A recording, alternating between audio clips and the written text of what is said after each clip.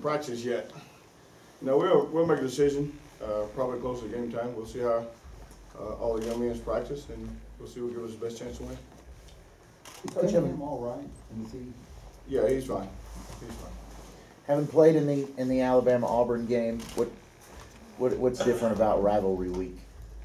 I think it's all about pride. I think you can take records and throw them away. Traditionally, when two teams in the same state go against each other, it becomes a pride deal, and it's something that you get to brag about for 364 days a year if you win. Has this rivalry, did it surprise you once you got in it, how heated it is, how much it means to the fans? Yeah, I mean, anytime you're in a major city like Louisville, and then you have Lexington right up the road, so you got to figure that it's got to be a heated rivalry. And then being in the game last year, it's definitely a heated rivalry. There's no love lost between the teams, I don't think. The cliche about throwing out the records, is that especially true? You guys have talked about how important this game will be to you. Is that especially true given the way this season's gone, just treating this as its own week that you can win?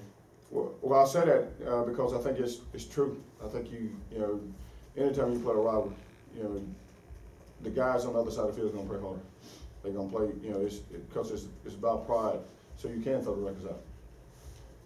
Regardless of how the season is going, it still would be the same way if we was undefeated. What stands out about Benny Snell? You faced him last year. I watched him a lot today. I watched him a lot yesterday. I think he's really worked on his patience. He's just not ramming it up in there. He's trying to find the open gap, and then he hits it. He has no problem bouncing the football. He moves well. He's physical. He drives his legs on contact, and then he's catching the ball out of the backfield very well this season. So he's become he's always been a really good back, but I think he's more complete. Your defense has had significant issues stopping the run. Why do you think that is, and how do you get better in this final week? Well, hopefully we got to tackle better for sure. We haven't been totally finishing off plays with good tackles, and we got to get a lot of hands to the ball, especially this week, because we know that they're going to feed the ball to Benny, and which they should. And if you look at the way we stopped the run this season, then I will be running the running back as well. But we got to come up with a plan to make them have to beat us throwing the football. Des said that last week that you guys would treat this week like a bowl game. Is that how you're treating it? Well, of course we're not going to treat it exactly like a bowl game because you're at your own home site, but it's treated in a bowl game because we know this is the last game of the season. Mm-hmm. And normally Louisville's in a bowl game, and this has to be our bowl game because this is the last game of the season.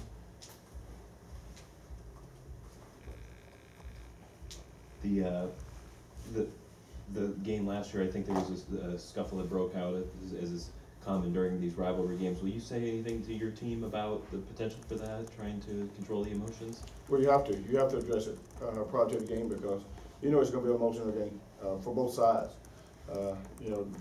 I'm sure they don't like Louisville, and I'm sure Louisville doesn't like Kentucky. So you have to address it because you create opportunity to give other team penalties when you get involved in that type of situation and stuff. So we got to stay away from it. We have enough penalty as it is that we're trying to clean up, and to give us a chance to win the ball game, we got to stay away from penalties. Lorenzo, the penalties, is it a little bit of everything? I mean, is it focus? Is it? What goes into that? Especially a couple of the like jumping off sides or not having enough or having too many guys on the field. Well, again, the jumping off side part is definitely concentration, and we have to do a better job with sideline management as coaches, substitution, and that's something that we will address throughout this week. Substituting, doing it in practice so that they're used to it when you get to the game. And so, the jumping off sides or holding penalties are definitely stuff that you can clean up as a player because it's all mental. Do you think that your guys have the same energy that they started with last week? Today will be the first day I've seen them. in an official team meeting. I saw them last night at dinner, but I think they'll definitely have the same energy that we had. But again, we can't have it for a half. We're gonna have it for 4 quarters.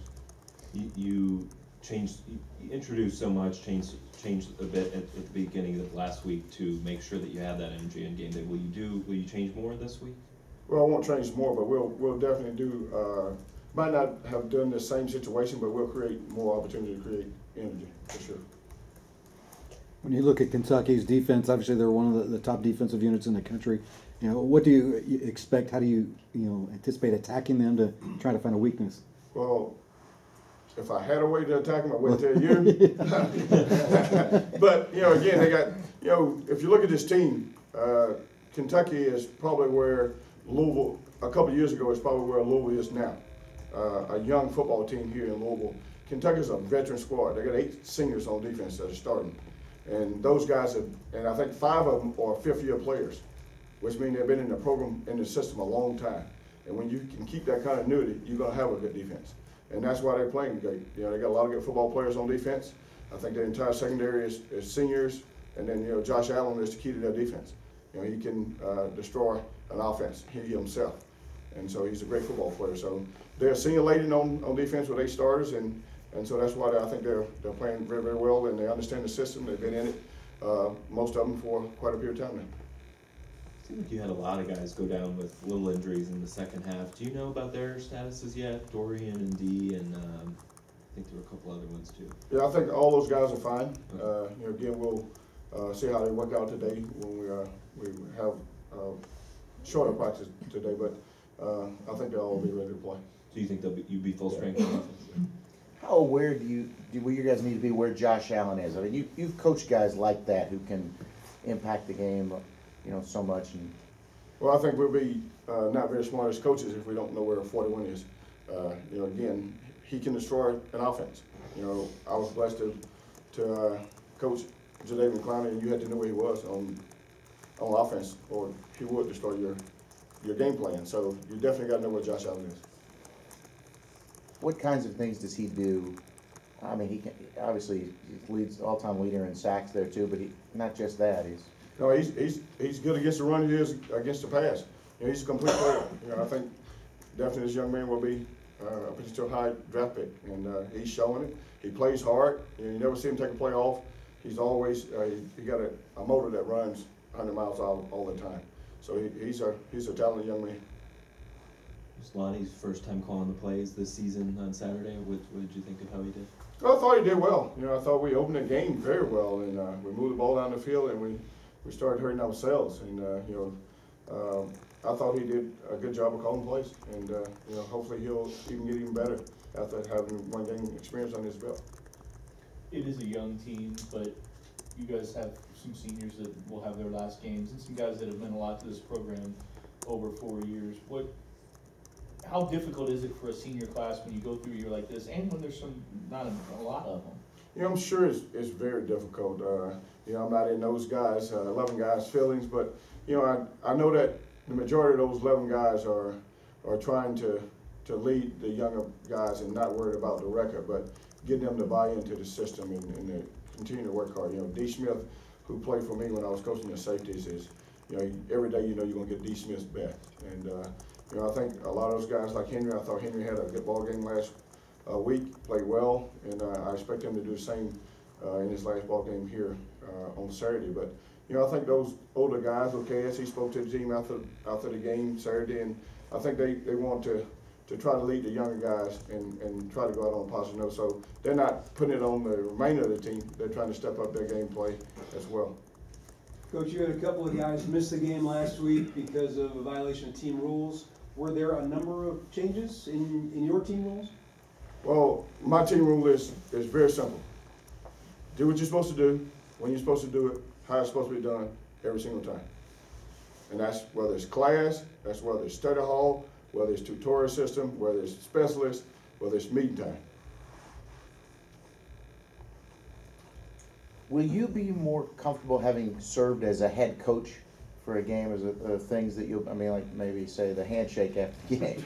Yeah, that's no doubt. When I was on the TV show on Sunday, I was explaining to Kent that you know, when you're assistant coach, the game is almost over, so you go and you put your headset up.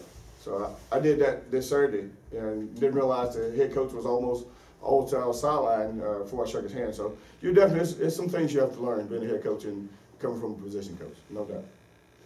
Prior to this season, I don't think anybody expected anything worse than maybe 6-6 or whatever. When you look back at it, do you think the Alabama game started a lack of confidence, or is it just the youth of the team? How do you explain how this season is going? It's really hard to explain, you know, but I kind of compare this team to the 2016 team, 17 team that I was blessed to coach the young men at Fresno. We had a young group of players, and if I'm not mistaken, the last 2 seasons, after the season I was there, we won them 11. They won the Mountain West Conference side the last 2 years. They were just won it this past Saturday night. I think it's hard to explain, especially at a program like Louisville, to only not even win a conference game. That's not something that you should do. You should be able to beat at least one of your opponents in your conference. And so when you look back on this season, it'll be something that we have to sit back and evaluate how did it really happen that way. Do you think the Alabama game? No, I actually thought the guys played fairly well at Alabama game, but it's kind of ended up being like this season's went. You know, on offense we move the ball and then we shoot ourselves in the foot. We'll get a penalty or we get holding or we turn it over. And then defensively we'll play well a series or two and then they get a big third down and then it started to snowball. So it's kind of how the Alabama game actually is indicative of how this season probably has went, but I thought the kids played fairly well for who they was playing against. It's fairly close till just before halftime and gave up the touchdown right there. And the second half really got away. What happened at halftime? Anything in particular that you can point to say this is why it wasn't as good in the second half? No, I just think, you know, you got to come back out with the same energy that you had the first half. You know, just because you had a break at halftime, you got to rechannel that energy, and you got to go take the adjustments from that the coaches are going to make to attack what NC State was doing on offense and the defense, and then go out and come out with the same emotions that you had at the start of the game. You know, the game is broken into 2 halves, and you know, no matter what the score is in the first half, you still have to play the second half, and we didn't do a good job of playing the second half. You know, at 17-3 at halftime, I felt good about it because we had the ball. You know, it's not something that we're used to doing around here of deferring when you win the toss, and so we deferred, and we knew we had getting the ball coming out, and you know, we was hoping something positive would happen on offense to get us. Now we could be 17-10 or 17-6, even if we kick a field goal, and that could get the energy going again. And so we just didn't come out with the emotion that we should have come out with at the start of the game. Do you have any feel for this Saturday? If you start with the same energy, do you have any feel for how to prevent the same thing from happening again, where the energy tapers off as the score becomes an issue? Well, we'll address it for sure, but you never know how it's going to happen or they're going to respond. But we definitely will address that today in the team meeting. To beat them, will there be a scenario where you'll need to force some turnovers, low-scoring game, high-scoring game? What's the best scenario? Well, I think we got to play well in all phases, and we definitely turnovers are always a big key to the ball game. And you know, if we get turnovers, then you give your offense more opportunity to put points on the board, and then we can also get turnovers and score ourselves. So it'll be crucial for us to get turnovers in this ball game because they're really, really good on defense. And if they, you know, I think 11th in the country in defense, we have to beat them in a low-scoring game to me in order to win. Anything else? What can you say about the fan support that you've gotten being the head coach, and also what does it feel like to be the head guy calling the shots? Well, really, it's not about me, and I've said it from day one, and I mean it from the bottom of my heart. You know, I appreciate all of the positive comments that fans have said to me about, you know, what they've seen, the little difference that they've seen in this program, and you know, but it's not about Coach Ward. It's all about the young men. It will always be about the young men when it comes to me, and I'm just blessed to be the one that Vince chose to lead these guys for 2 weeks. All right. Thank you. Thank you. Thanks.